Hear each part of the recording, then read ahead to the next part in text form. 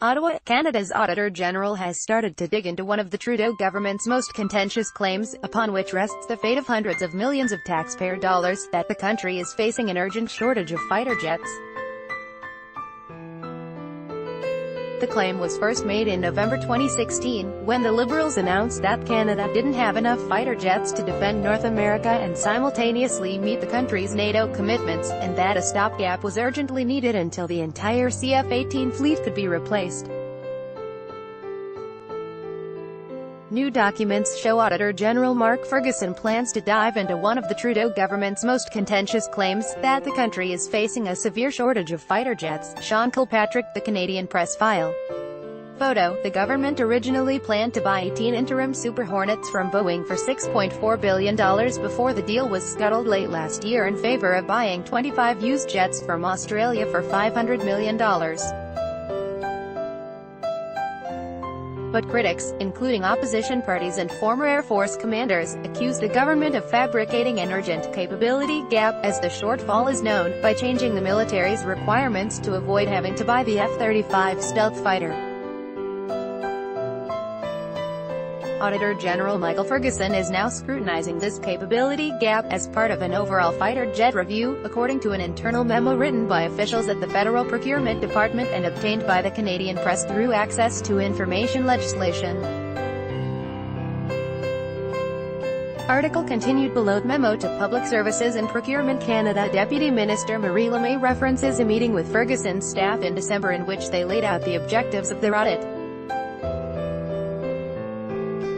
Read more.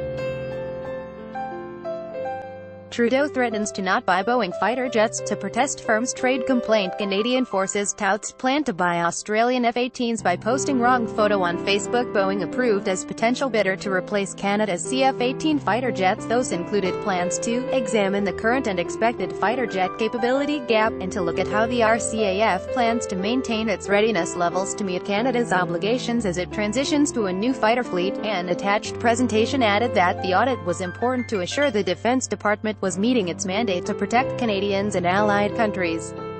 Article continued. Bellevitte also planned to delve into the impact of extending the lives of Canada's 76 CF-18s, which are nearly 40 years old, and the cost of maintaining and operating a fighter fleet. Ferguson's spokesperson, Celine Bissonnette, would only say the review is ongoing and the results are scheduled to be tabled in Parliament in the fall. 4 years ago, Ferguson released a scathing report on the F-35 that derailed the Harper government's plan to buy the stealth fighter without a competition. The Liberals tried to turn the report to their political advantage, vowing in the 2015 election that they would not buy the F-35. In November 2016, the government announced it would take its time with a competition to replace the CF-18s, and would buy 18 interim Super Hornets without a competition because the country needed more fighter jets on an urgent basis.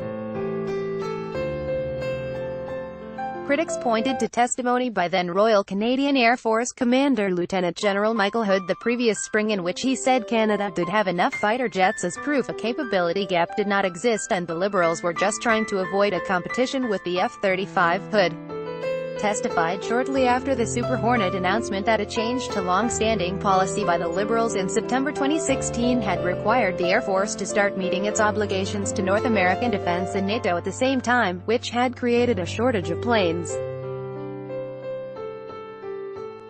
The key question will be whether the Auditor General finds the Liberals broke federal procurement rules to fulfill the political promise not to buy the F-35, or stacked the deck in favor of the Super Hornet, said former Air Force Commander André Deschamps. Deschamps is one of 13 former Air Force commanders who wrote an open letter to Prime Minister Justin Trudeau in February 2017 that questioned the policy change and called for an immediate competition to replace the CF-18s rather than purchasing interim Super Hornets, if they can make a connection between political interference in the process, Deschamps said in an interview, then there's bigger trouble brewing.